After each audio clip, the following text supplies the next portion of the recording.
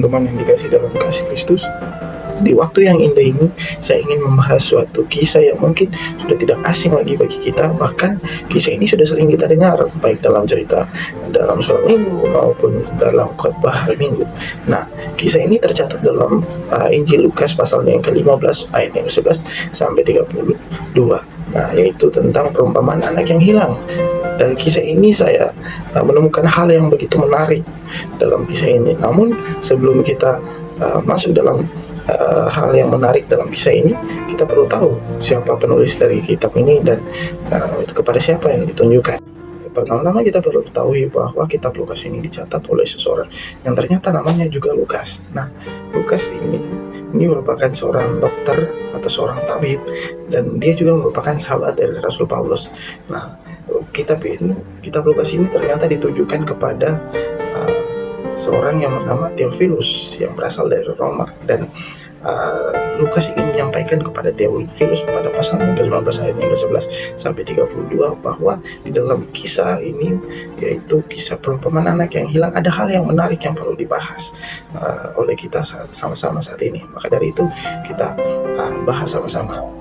Tahukah kalian bahwa hal yang menarik dari kisah ini yaitu menggambarkan seperti apa kasih Bapa kepada anaknya, yaitu kasih yang tulus. Karena dalam kisah ini kita tahu bersama bahwa anak bungsu melakukan kesalahan yang begitu besar, yaitu dia meninggalkan bapaknya. Dan ketika dia melakukan kesalahan itu, dia mengalami kesulitan, dan ketika dia mengalami kesulitan, akhirnya dia menyesal dengan kesalahan yang dia lakukan. Ketika dia menyesal, dia memilih untuk kembali kepada bapaknya. Dan pada saat dia kembali kepada bapaknya, dia berkata kepada bapaknya untuk menjadikan dia salah satu dari pelayannya, karena dia sudah tidak merasa layak lagi untuk menjadi anaknya. Dan dia berpikir untuk lebih memilih menjadi pelayannya karena dia telah mendukakan hati bapaknya.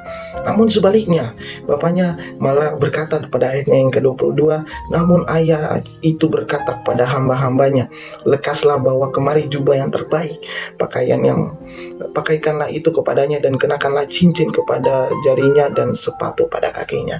Nah, dari sini kita melihat bahwa bapaknya sangat tulus mencintai anaknya, bapaknya sangat begitu mengasihi anaknya, sehingga ketika anaknya sudah melakukan kesalahan, tapi dia tetap mau mengampuni, dan dia tetap mau menerima anaknya.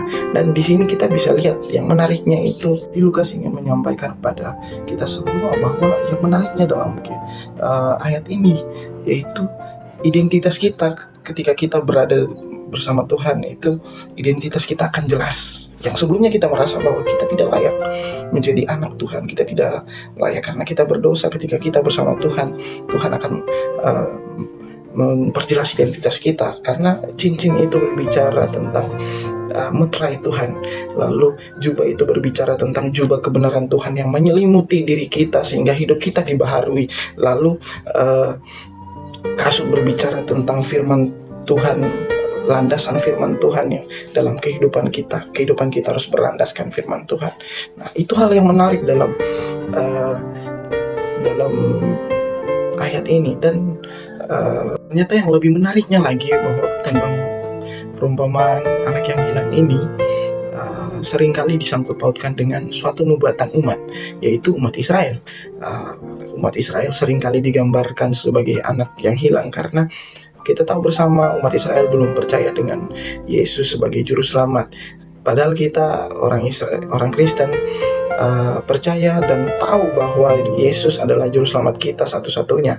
Dan pada saat ini Tuhan masih menunggu umat Israel untuk kembali, dan pada saat mereka kembali, Tuhan akan melakukan perayaan yang begitu besar. Dan ketika perayaan itu telah terjadi, dan kita sebagai umat Kristen akan ikut serta dalam perayaan tersebut. Mungkin itu saja yang saya ingin bagikan dalam kisah perumpamaan ini. Tuhan memberkati setiap kita dalam langkah hidup kita, dalam kegiatan hidup kita. Shalom.